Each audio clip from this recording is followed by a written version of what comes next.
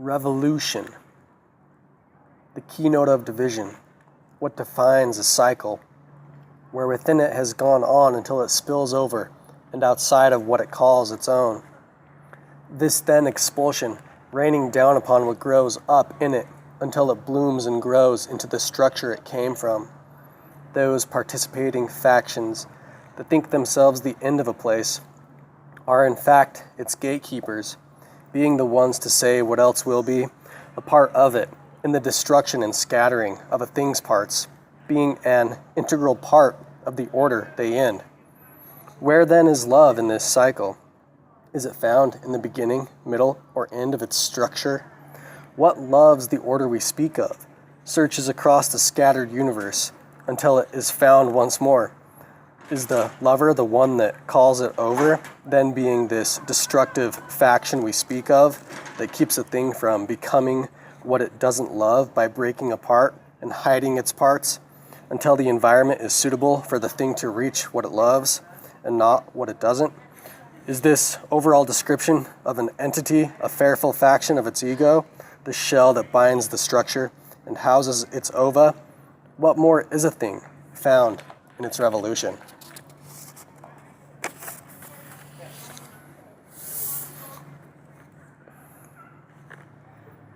Thoughts on this book and others alike it. Looking through the beginnings of this book harkens me to a time truly not of where I am now. The entries themselves being one of mere entry due to the demands of where I was during them.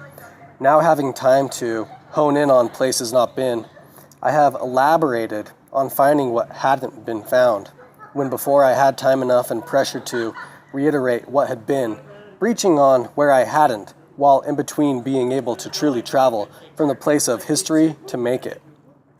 Where I feel the armaments that were surrounding me during my initial encounter with these pages tried me in my ability to have a way to go, while having it be entirely of me and not of the armaments around me and the demands of the environment at that time. Now here, with the expanse of thought and room to express what timing does not allow, I say what I say when truly embarking upon somewhere not having been. May where I try to go, if not so successful in my original attempts, lead to a place where the stumbling over concepts, never having been encountered, are rendered into a clarity that is found beneath my feet, and I can stand and look out from where I have come, giving me orientation as to where I would like to go, having my likes and their influencing factors from the journey be of a way that allows me to grasp what is to come. Rhetoric. The skills to be a great public interactor is one that requires the ability to first gauge where one is going. In that is the idea of what one should bring along with them for the interaction to take place.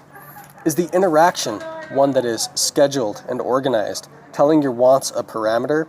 Is your interaction adaptive? For example, in knowing that the event is organized, do you organize accordingly, or do you retain the ways of a minimalist in your interaction and perfect these ways? Then you will never be dismayed in an interaction that doesn't contain the aspects of advanced interactions with tools and time and designated areas of conversation. Yet, in being able to communicate using minimal in areas that are using advanced concepts. To put this into a story, a debate that is had on the street, up on a hike, or in an actual organized debate session. In the organized session, tools will most likely be at your disposal, possibly even forewarning of topic, time to think, organize, and tools to record while listening or during presentation to draw attention. I feel that someone who perfects the skills to debate out of session will be all the better for it in session, except perhaps that in gaining the skills to remain out of session, they may find themselves longing to be out of session. For why even go in session if you can remain out of session? Now, during debate, there are many things to consider. Listening and speaking are the obvious characters involved, while the nuances are interjecting and gauging.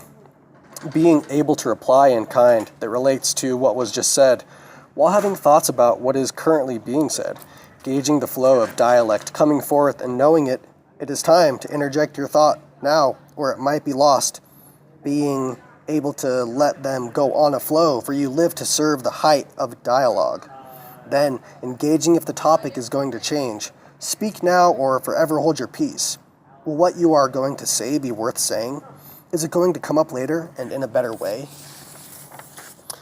Techniques now relate back to the original proposition. Where are you going? Up and away and out of confinement?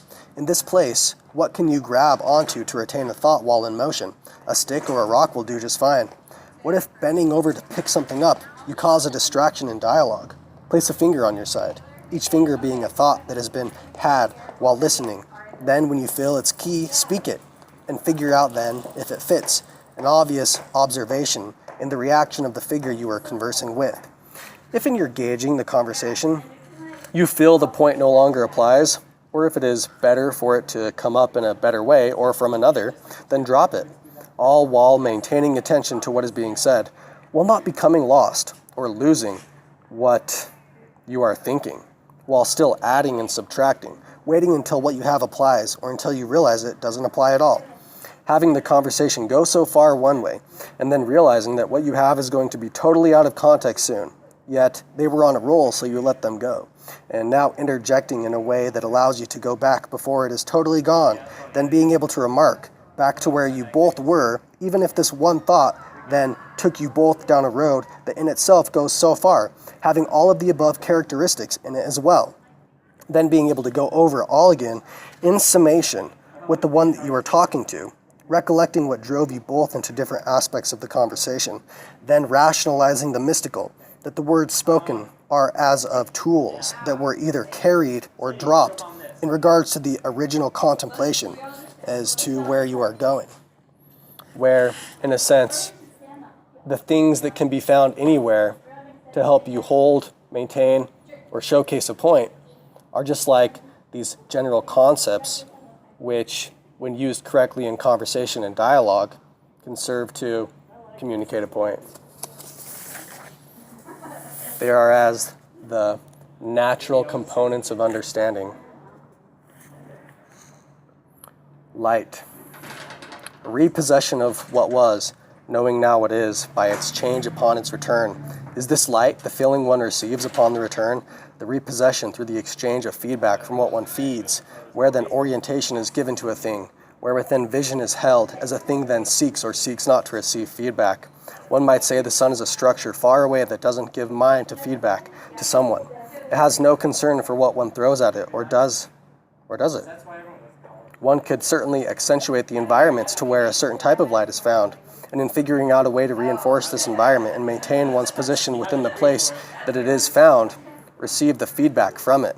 So in this case, one that seeks to reinforce a life outdoors and figures out a way to maintain a presence there will receive more sunlight, will they not?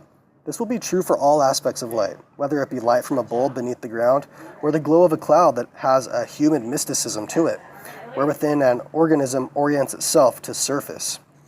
When this type of light is found, the more that this type of light is found for this organism, where within over time as this thing becomes so familiar to this aspect, what does this become to this thing but light? And what else is all else but dark? Where even a thing in the dark fills out its surroundings, giving it orientation towards likes and dislikes. A vision then having light and dark, where within even varying brightness is found for each type. I've heard lots of talk lately about the ultimate light, where all else is a lie. But to me, the only light that comes close to this would be a conversation such as this, that talks about the difference of light and the feelings of it, rather than a measurement being what it is, but recognizing instrumented light within this spectrum of light that provides a feedback for those that have formed around this light for the like of its feeling and the orientation it gives them. Where to say one light is the ultimate light is to debate the dominant animalia upon the planet, and within it, where even the act of domination is taken into question, where those who would be called losers by the dominators are called losers by those who would say there is much more to life than seeking domination, where then much is lost, where each habit of a thing gives off a light that surrounds it, and this thing according to its light follows it, and according to what it can see from this light, it is furthering its light as it continues to follow what it feels is light, where within a breath of this leads the thing into a place based upon its structure having formed under this light to a place where, according to what it can see from its light, feeds it back in return according to what it can see, and calls light what it calls life and death, son and debtor. A repossession of light from those who would like to tell all what light is, without listening to what all call light, what one calls warm and what one calls cold, where the atmosphere that warms one's soul is much more than what is oft considered.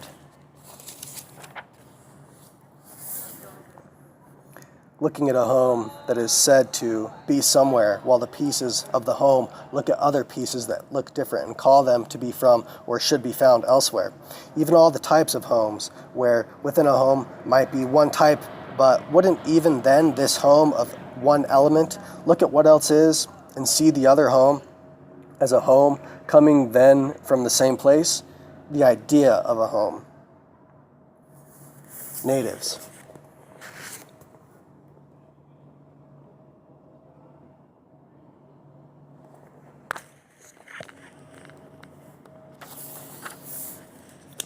Sun King.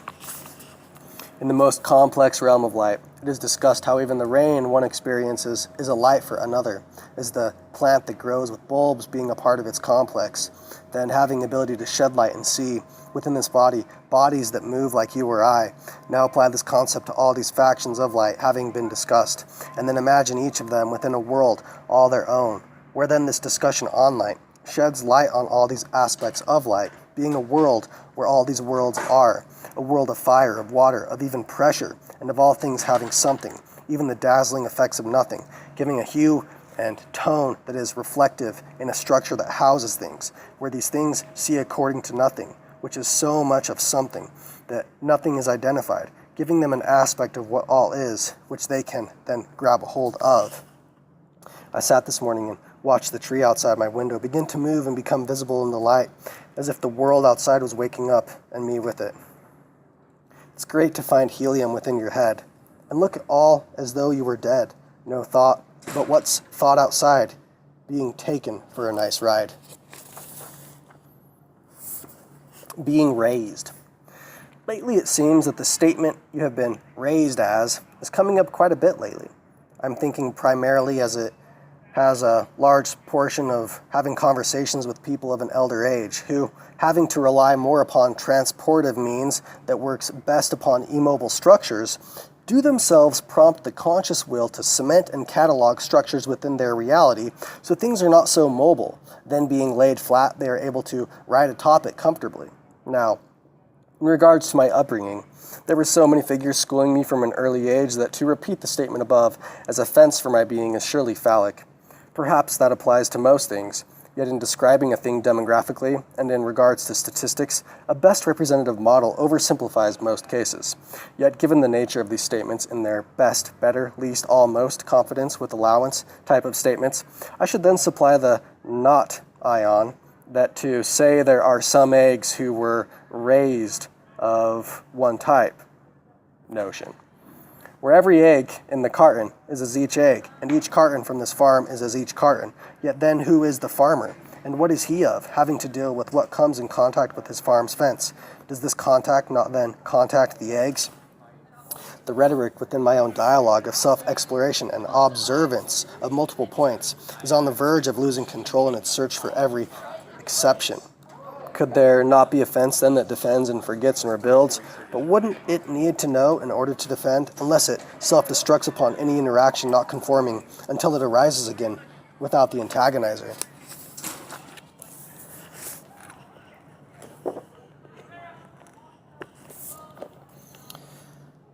As nature would have it, creature comforts, coming across a thing and having it represented in the characteristics of the animal kingdom, where a thing that is not yet placed, then categorized as a new species having relation to what it is close to, where then things that may have just popped up are sandwiched in time through derivation of cause, then having its formation coming from a time long ago, that is then given an age, so its sudden appearance follows the laws of nature, and is now a natural thing nature can deal with.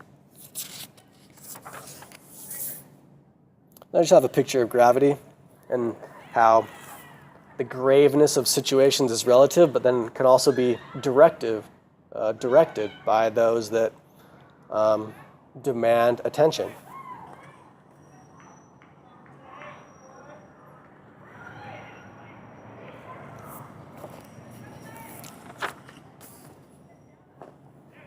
terrorists.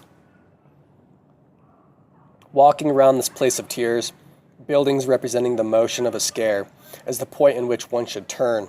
The structure then, itself having gained enough form to seek its form across borders, as most things seeking life and the difference of experience to accent it. Those who follow the Christ, becoming themselves the vehicle to cause a tear. What the Christ might be represented where it is not yet found.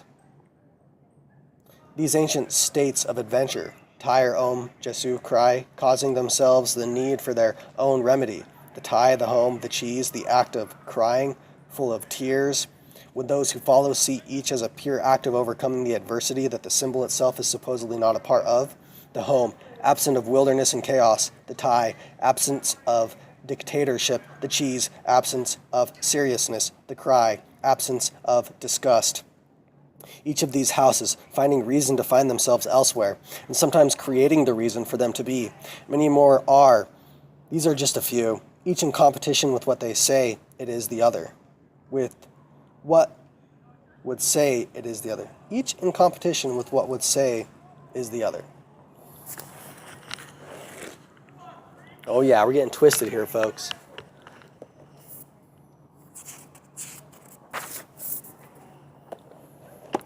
Nuclear detonation.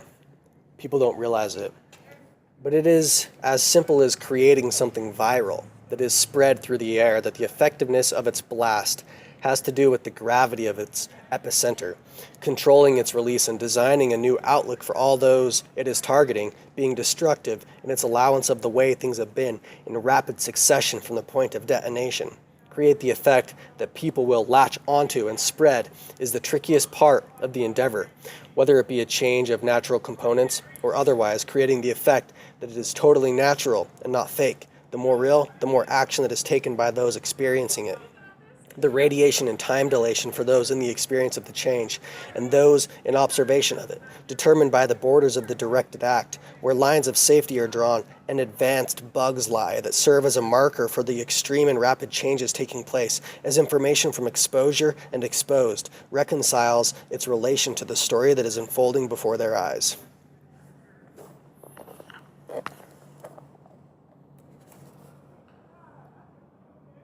Well, boom.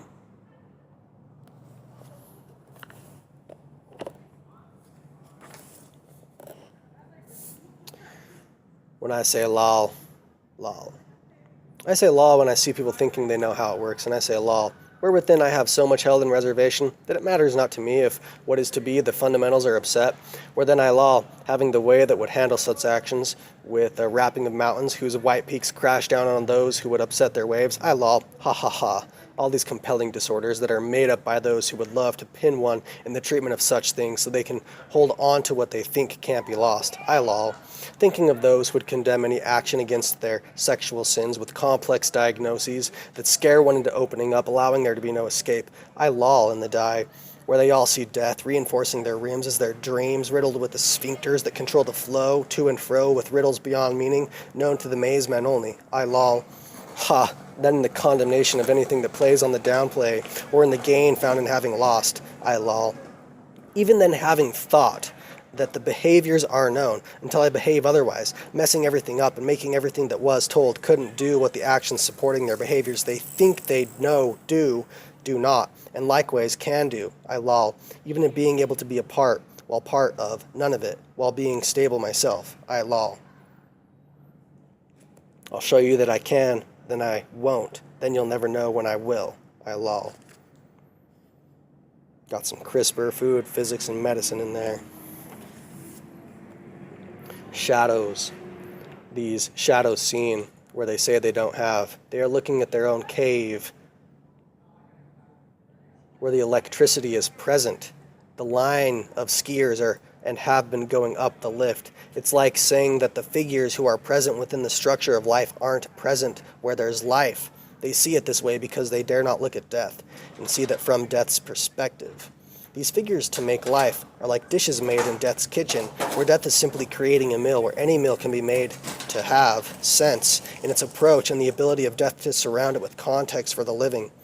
there are plants, aren't there? There are people, aren't there? Then the fundamentals and advancements you know are there. Correct this and laugh at correction. Thinking on this thought about what people look at as an impoverished nation, where the depth of what they call wealth disparity has a few people living like deity in their midst. What role and experience truly are those viewed by the outside as in chains and poverty being sapped by the hierarchy? My mind is thinking like a bunch of ill-formed ice sheets on the matter, the complete thought separated by water.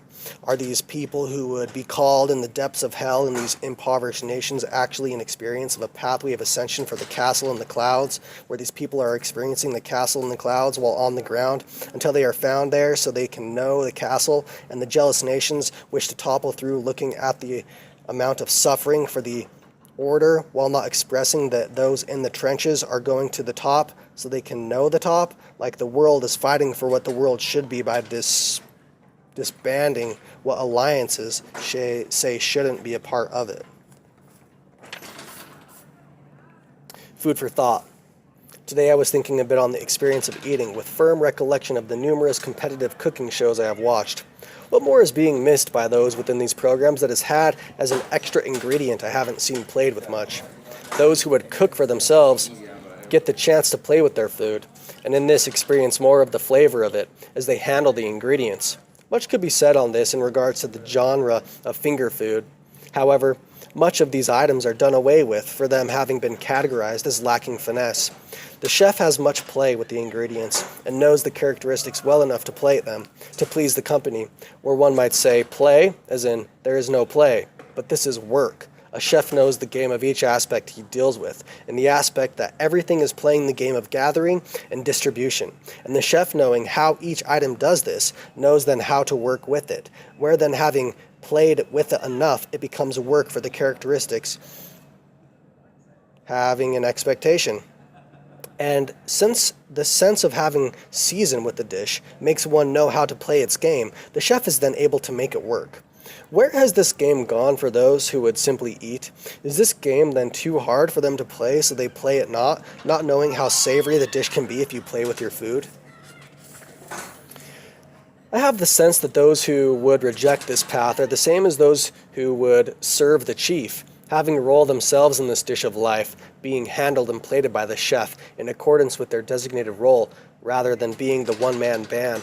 If this be so, and I'm not saying it wrong to be so, I am simply saying how, as one who enjoys playing with their food, can I plate this dish to those in a way that would make its flavor enjoyable and sought out by those who would seek to be served rather than serve themselves?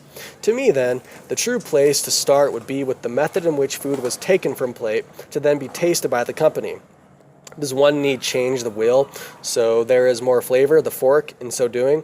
Who will find the flavor distasteful? In this, then, is the game of looking to see what skills the majority possess based upon conventional methods, and then using that as leverage to find a tasteful way of delivery that has little to do, not up the delivery for the average customer while not being an average way of delivery. There are sporks, chopsticks, and on rare occasion at some parties bobbing for apples and food hanging by string. But where is elegance here, and a new game to play for those who have no taste of ever having played with their food, simply eating with what they know? Off the top of my head, I have a game that seems fun and I haven't seen. Think along the lines of those who would toss food by spatula for sport in their company's mouth. What I am thinking about has a firm aspect of engineering, playful food that can be presented professionally, where with many who already eat would have no problem playing but never have, except in the off chance they apply physics to fulcrum with the likelihood of being told off afterward. Yet if this dish is presented in this way to be played by those who sign up, then where's the risk for that? Think, miniature catapults firing delicately wrapped spring rolls that are told to fire by the hands of those who would catch them in mouth to eat them. They would of course be smaller than the traditional spring roll and in ball shape, with the chance of having soy sauce with them rather than to be added by the eater. In all honesty, I think this, though, pushes the boundary of play for those who like the role of eating and not playing.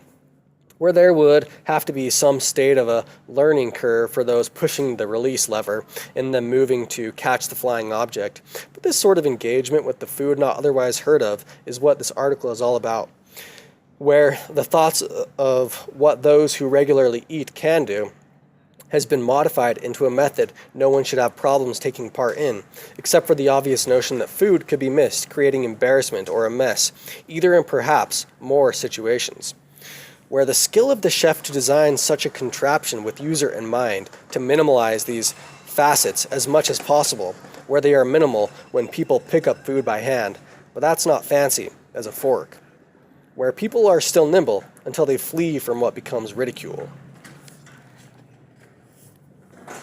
Finish the floor. Al-Fin, the end, found with your niche. When your way has been long enough to know where it goes. Finished. The floor is low, but above the ground, though wind so low you're on the ground floor. There are many floors in pattern and design. What's the common lore of what's called floor, and when and where can it differ? Does a floor have lore that flies, where those that come from a certain lore are found more? The manicure, pedicure, wind's too much and what's too low, bringing these two together, where the soul's attraction to any state that looks pleasing for the soul in observation, while taking consideration in what has been done. Hell, have penis, the pursuit of a pursuer, and an equal penetration of penetrator, granted by losing your elf, so you can find the one you've been with so long you're no longer able to love as two, as one. Yet, when is one anyway? Then with that, at what point would one, looking at this, call one then two? So one could love as two, when what one is so many, and given time enough to be one, never two. IQ again. The line from my eye so long you'll die before you reach the end of the queue, where God's course has no opposite, which is why God has no sex. As how could a thing that has no opposing course gain pleasure from rubbing up against resistance, if there is nothing to resist God? The Mnemonaut. I attained a sense of time through a relationship with place, each time a while, though ages are not, until I ordered a Mnemonaut, until the units of measure, from now until then, each time my submarine surfaced, a win. How does one lose track of time? Is it lost in the pattern, like rhythm and rhyme, where to get where one's going, one needs no time? Well then, when is time needed, if I can get there without? Time is like fear, a great sense of doubt. High heels. I sat and watched all these women running around in high heels in the most peculiar dress possible, with only one function, to draw attention, being something found only in the very refined circumstances. These in high heels, they require there to be land totally laid to rest beneath their feet, built to suck those that would move as free radicals on the street and into the wild. Little cooties, bringing down the big and bold with small feet. Cooties, mouse and elephant, acute, and, angles and such. The enticement of luxury, and the system that grants and works to improve its luxurious devices. The models of luxury, as luxury's greatest weapon, where luxury is addicted to that which pins it, accentuating comfort in luxury. Railroad tracks. I've been conversing a bit with Weston as of late about limits in regards to experience, a thought that I have also recorded down elsewhere in the vast accumulation of past writings. But it has resurfaced as of late and taken on a somewhat different form, which is actually fitting for this train of thought. We were firstly discussing the problem of God and sex, where Weston brought up the point that even if God could move through all things, would it not be within God's power to feel resistance, so God could have touch? I then brought up that if God holds the omniscience we speak of, would that still not be a barrier in separation of identity from a thing he felt resistance to? Then, in like fashion to the problem I raised to last semester's philosophy professor, can God create a rock that can't move, is somewhat relevant here. Where my professor says it is a matter of logic, and God operates on a highest realm of reason. So the question isn't even one for God to consider, because the reason is not fitting for the logical path of God to pursue such contradictions.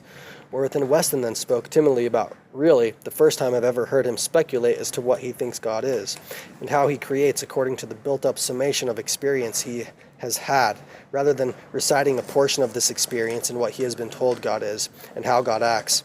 Which he said that God probably doesn't have sex due to the fact that just the observance of the act itself pretty much does seem unholy if you think about it. An engorged, bloody end bulging into the exposed orifice, mucus-filled membrane of another, ramming over and over and over. The act of pleasure from this appendage rubbing up against the surface of resistance and pounding it pretty much seems ungodly. But he then said that God has a family, which, now giving way of pretext, we are now breaching upon the problem of primal personality. Laying tracks.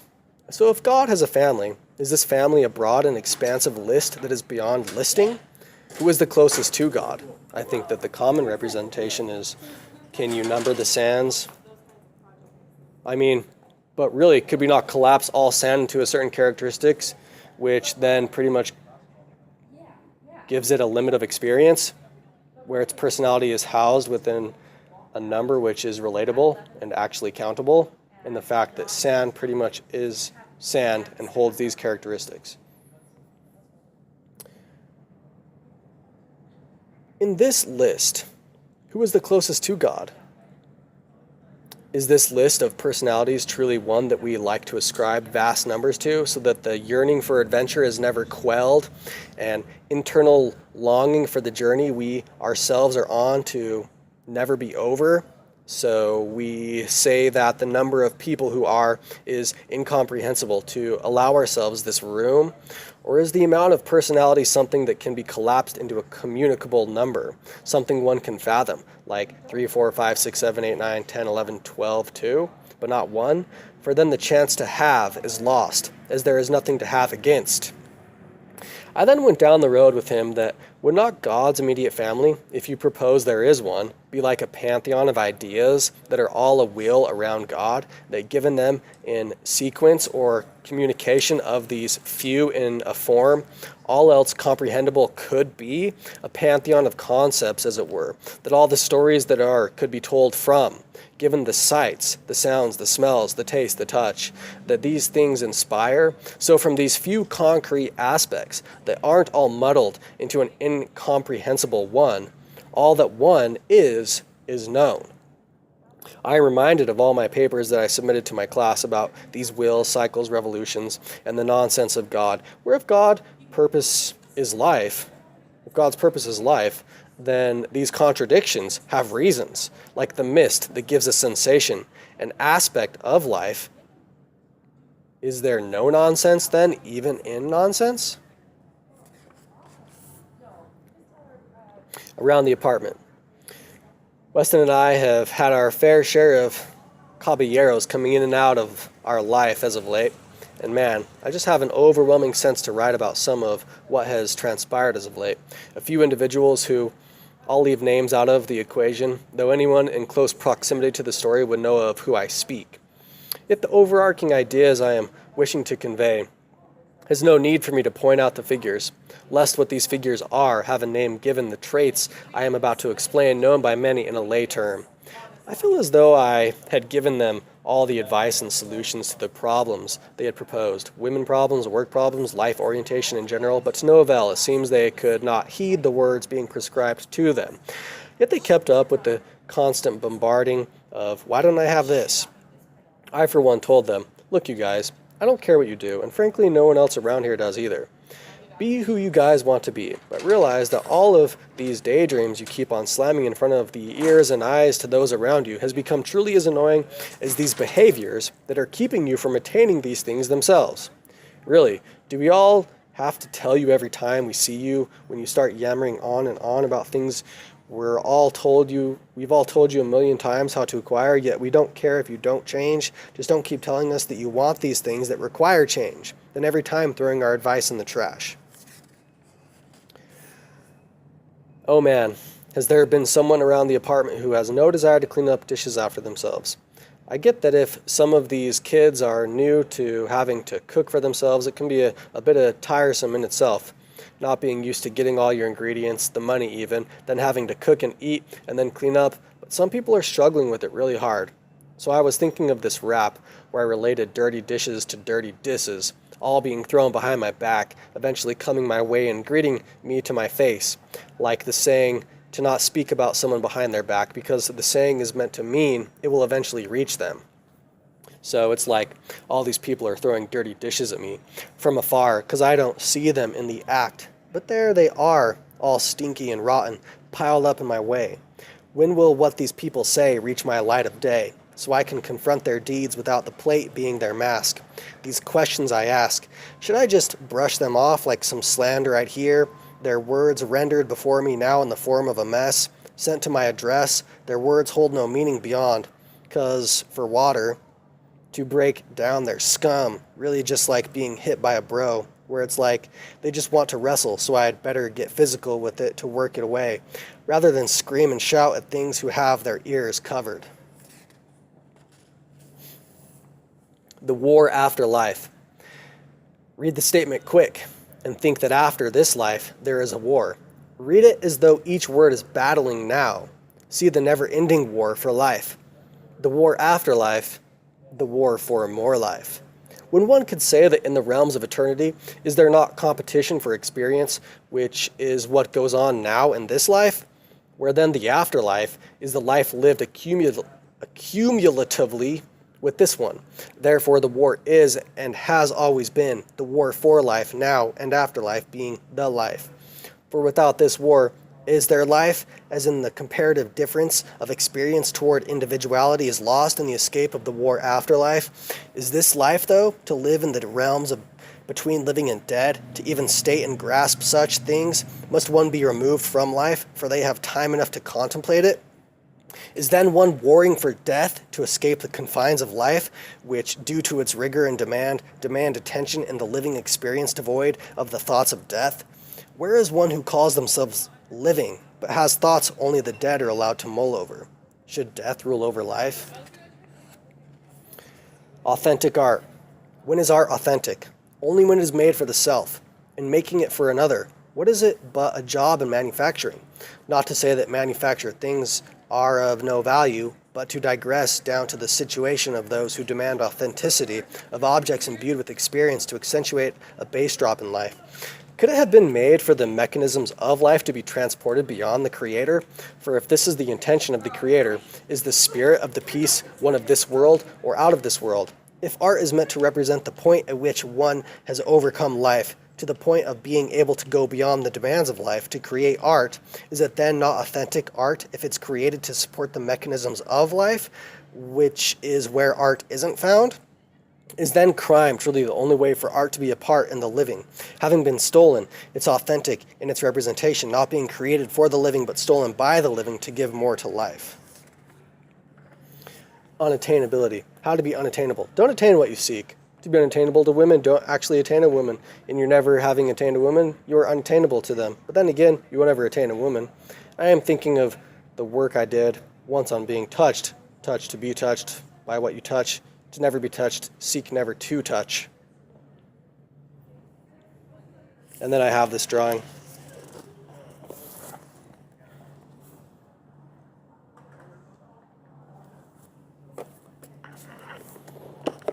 Really, that piece was primarily having to do with the conversation I had on Facebook, actually, with somebody about, like, artwork. And also quite a bit to have to do with a piece I did a long time ago, actually. But, you know, it's kind of funny, like, I can pretty much relate a lot of things back to just, like, original things. And now, even saying that, it's like me talking about that piece of primal personalities, right? Like prime numbers. Like stories, every story can be collapsed into this prime faction of pantheons, right? But even every prime number really truly isn't prime because it's just something that the all one can express as the most prime, right? But it's like I'm talking about these pieces that I'm doing now, and it's just like, oh, I've pretty much done this before, you know? And it's like, yeah, the overarching like feeling is probably the same, but it's like the way that I'm coming about it is different. And it reminds me of a conversation that I had with an advanced mathematics dude over here on the quad a little bit ago about topology and quantum topology.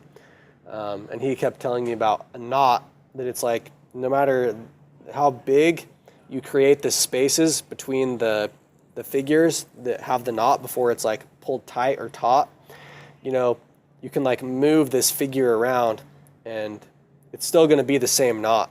It reminds me of like these concepts that it's like, it's kind of the same concept. And I'm going to actually get into that here in a little bit. The parity, mental fitness. Keeping the top fit is like working out a man on stilts. Keeping the mind as engaged as those who seek physical fitness. What draws one into sculpting the body as if it were clay? A mirror, an idol, a possible reward, a possible consequence for not? Which of these is most suited to draw one into fitness and hold them there? If not one absolutely, is there an order to behold what does so? And then does this order continually change to keep one there? As the models call plateauing? What does a mental mirror look like so one can see the reflection of one's mind? Is it simply a mirror, and the state of one's mind is in the state seen in the mirror, the objects carried and surrounding the figure? What if one's state is clean and there are still problems? Perhaps problems are a thing always found no matter the cleanliness of the state, especially in a clean state, where then one can seek out problems like the bodybuilder for the sake of working out the mind. The point is to recognize when the problems present are ones that are impeding you from finding your own problems to work on, simply being problems you have to deal with, and what problems present are for your own continual benefit, that are a part of your fitness routine, perhaps a routine so long in coming across a new challenge while working out, you may reconsider, or see as a problem not following the above, all in accordance with what you wish to see in the mirror. Whew. How does one continue to stay up when, having been up for so long, what's up with you seems to have no play? Having been up with you for so long, the parody begins its flight at this point, finding you on your stilts and drawing difference about where you've come and what you find yourself there with to keep you in shape and up on top. What role does the past play for the man who has had his head up in the clouds for so long that the clouds have become the floor, and what's beneath them are as to one on the ground what's beneath its surface? Who's greater, the stilts the man stands on, or the man on the stilts? Who's done what work when the man in the clouds built the kingdom on which who built the clouds? Where the man in the clouds has a past all his own, and to say that this man's past is taken by the past, who owns the right? When is the future given credit for what's past? Where the future causes the past and the pictures that it paints? Who has credit, the man on stilts or the man on the surface of the earth? The stalagmite or the stalactite? Keeping the parity alive by keeping both those above and below alive, while having even play through continued reverence of one another. The parity turning cracks between the two into a body that supports the two.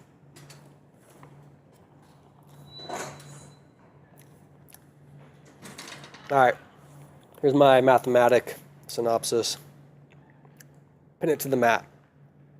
I have just concluded a conversation with a few fellows up on the quad of USU. We talked primarily about geometry, as they called it, pure mathematics, and the Euclidean and non-Euclidean aspects involved. I also spoke with them about topology, space-time, curvature, relativity, and general relativity, so special relativity, alongside that, along with grand unifying theory, theories, and axioms. After having explained my view on such things as gravity and relativity, I feel my general relativity as a general on the field, remarking in general terms of relativity of experience and in the battle expressed within the math terms they speak, where the quantum is a mist, one that I have described in numerous terms, considering confusion in Spanish along with general intrigue and attraction, where what is the true equation of reality when what is logical depends on who commands the structure of the world, rendering equations to follow general relativity until the communicating factions are unified through gravity of the matter, where peer review gives credit as the structure is built that makes it make sense, where people are driven to do, based upon the eloquence of the writer, to draw people into making the story come alive, where relativity we strive for difference, even a vast difference, that we may be unique and see things other than ourselves, yet we then want people to see things the way we do, so we make the situation dire, as an algebraic contradiction for unification and separation. The battle for things to be noun and to become more, where math looks at the changed structure being different, resulting in a more advanced equation, yet the thing itself says it is the same thing being described, but math says no, for it is not the same equation as it once was, as a person says they are their youth, but not. Whoa. And I have a bunch of footnotes and side notes and upside down crossword puzzles dotting this page.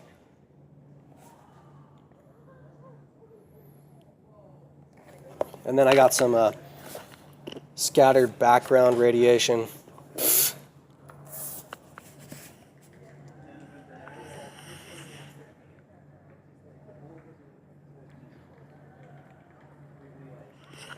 Yeah, take a screenshot of that, and you can mull over it later. The mist. Mystery, mistakes, machines, and sex. When one thing thinks one is onto something, and it's all falling into place, what then keeps them living and not dreaming? A well-oriented mistake keeps them guessing, and from the feeling that this isn't real, not a dream, as if it were, what would stop them from doing whatever? Telling them this is no machine, there is more course and many more sex that they have yet to encounter on their journey, keeping their journey going as they strive to get there. What is the game, then, that keeps mist going? Does mist play the same game as those who experience the fog? Who am I to ride on both mist and those that experience it? Is this one necessary for the mist, and the mist for those in pursuit of experience, and for me, the weight of it all, even if it is nothing? If the mist goes too far, then it loses even its attraction, and with no one feeding someone who makes mistakes, they perish in obscurity, seeing then not, as no one could see in their mess. The Easter rabbit. Why is the rabbit a figure of Easter, and why has such a task been given to this figure as laying eggs? If Easter is coming, does that not mean that figures of the East are becoming more prominent or closer? Why is the ambassador of the East a rabbit? Maybe it has to do with the ancient roots to the ascription of the word rabbit, and what its sound, when spoken in context to its current position, holds secrets of its origins, where the Jews and the rabbis had figured the primal practice of having the seasonal nature of life represented by what they considered to be the highest figures, emphasized by their practice in religion, reinforcing these structures and the seasons as feelings that they bring upon their revolution, a structure built upon the earth like the orbit of the moon being perfect, not having the scars of earth, and only through adherence to the practice of circumcision, which in this case is now becoming a scientific ordinance. When the moon is reached, it is created by the religion, where secrecy is actual and archetype in one of the seasons, the rabbi a problem solver, laying down the religious law to cause things to search for their own end until it's over. The state is so fixated on non-beholdence of error that it chases down the West until the sun sets in its game of having created a grand illusion for all to chase out of their own desire. The East calming the West until its stride for venture is dismayed. Where does the sun rise, if the West is what gives rise for the East to chase it down? Are those who worship the warmth bore by the pockets willing to bear the pockets of those willing to bear the cold?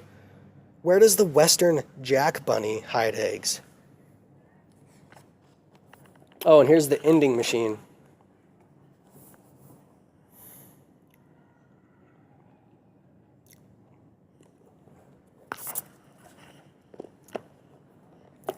Yeah, it's a vending machine and then fast food guy. What's in a dozen? How many chickens does it take to screw in a light bulb? Where the risk can't be present to roost, only when fear of the dark outweighs fear involved in electrical shock and the otherwise intrinsic attributes of having to climb to reach the socket, where within one could most certainly fall. Either way, the egg will eventually crack, whether it be from the fall or from the hatching. A question comparable to which came first, the chicken or the egg, in that for the egg to hatch, a thing had to gain height enough for the fall. I imagine this egg being printed as it falls, so minute a motion of change that the experience is as if there was no change in real-time observation of the thing, which is where the argument should go. The creature that is the chicken didn't just appear out of the first egg, it was a gradual descension of things that house structures until we call the structure a chicken and an egg. But even in that being, when was the first thing to house something? Then which came first, the house or the housed? Why would one seek cover but out of fear of exposure? Why would one have fear of exposure but out of embarrassment? What creates embarrassment but identity? So the one to create identity through separation creates identity, creates embarrassment, creates exposure, creates the desire for a house. Can hell be derived from shelter? And the egg is composed of a shell where the hell demands help in its severity, opening many up to the idea that there need be more hands than theirs. The truth is in that the chicken is within the egg, so to separate the two and say one comes before the other is fallacy, where the egg itself causes the egg to open itself up to the egg, housing its own end, where it falls and cracks, knowing no crack itself. That being, what was the first identity? Was it a simultaneous alignment of house and figure? Is then chaos the progenitor of the house and the figure within the house, where the thing knew not itself, so as to be individual from it, that it could enter into itself without knowing it, though always being? Then in that case, cover for the house wins cause. Then what is the house for the chicken but the egg? And the chicken covers the egg, and the chicken is within the egg. But if it was identity that gave cause to the chicken, then the ego comes, and then from that, chicken can come out of it, as hell bends knee to house many in their sentence. Where for a thing to be a chicken, it has to have fear. For a thing to have fear, it must have ego. And though a chicken may build an egg, it is certainly not the only thing to come out of one, causing a mess through fear, housing a chicken, where for the Messiah to save one, who needs saving if there is nothing to run from? Running in its own mess as a progenitor of its cause, housed inside its own house of fear and salvation, hell and help, oneness, loneliness, and separation. So something can be housed, otherwise what's the point? The point is nothing, is the first identity to do something, making things fear it and open up to life, wherein once things know nothing, they are as a thing once more within the egg until they open up to something. Where even if nothing is the first thing something knows, to be something, nothing seeks nothing, making nothing only sought by something, making something have to be for nothing to be, and for something to be it has identity, it has ego. The egg. Coming out of chaos. What if everything you saw made sense while coming out of chaos? Brief moments of an awareness and connection that brings it all together, so there is no question. Like a recognition of the story, the figures found in the book of your binding, where while chaos was, you made no such connection, as all was scattered. Do you then act in accordance with what is happening as you turn directly to the page in your book when asked? Or do you raise alarm to signify that something is wrong without chaos acting as your counterpart? Do you enjoy eye contact? When does chaos, if ever, look at you? When making eye contact with anything is out of chaos, even while in chaos. When chaos begins to make sense. What if making too much sense was illegal? What would that mean? That to draw upon all resources outlawed, as if to keep things from making too much sense. Then is the law in partnership with disorder to keep chaos in business, only ordered so for the business of order to have company? Well,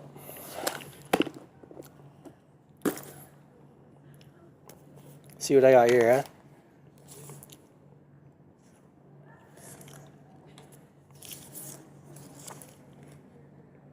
Oh yeah, I got a nice little story in here. These Egyptian bodies all wrapped up and mummified, displaying the essence of their life as ingredients on a package, the preservation and transportation involved with one life to the next, where then each life collapses into the life of the thing, the extension of the arm and legs in the body as distribution of its body is had. 100% mummified chocolate, baby. Anyways, here's a picture, which I'm actually going to elaborate on in a little bit. So, it's in an amphitheater. And I think that it actually is pretty neat that I was simply drawing the seats to the amphitheater, but then an amphitheater is built so that it reverberates sound coming from the stage, right? But then I drew the landscape in the background, and so it was like the landscape was actually speaking right here. And these look like sound waves coming from that, Go figure. It's one of those points in time where it's like the minuscule representations are represented large scale as well. I'm traveling around looking at the views from different places around campus. On the previous page, you can see the drawing of what can roughly be seen from the amphitheater at USU. While at these places, the next one I will speak of shortly, I have been reading them as if the views themselves from these heights speak of these heights themselves. In regards to the previous page, I listened attentively to what I could hear, and the best way I could describe it was all business, with nature to take the edge off. The sounds of the city were amplified in this region, the hustle and bustle. Now, I'm going to go off into another dimension of it, but where I am now is better suited to elaborate. Currently, I am at the Living Learning Center, and the same sort of play could be worked out to derive the major aspects of this place, that being hyper-religiosity. I can spot multiple religious gathering centers that tower over other structures. I can see government propositions that are heightened as well as filtration sites to reconcile and transform the filth that is produced within these places, having little contact with outside of what it calls it, as the most towering structures are the only ones that draw the line of distinction from this place to the next. Now, to speak on this dimension, this is what I see when looking out from this height, while behind me, there are multitudes of emerging adults conversing about what it's like to be caught between years. Now, one could then say that a place even reinforces where to look and what to listen to while there, for in looking out from this place, it is full of factions composed for domination, as if telling those who look out where looking out is in similitude to finding yourself elsewhere. So there are these ominous figures representing subjection, and if one is to overcome them without feeding into the conversation behind me, then they are challenges for the one who would like to leave. So in finding yourself at one of these places when you are not there listening and looking at what the structure is saying through the time when the majority of bodies mostly found there are there, do you still see these bodies?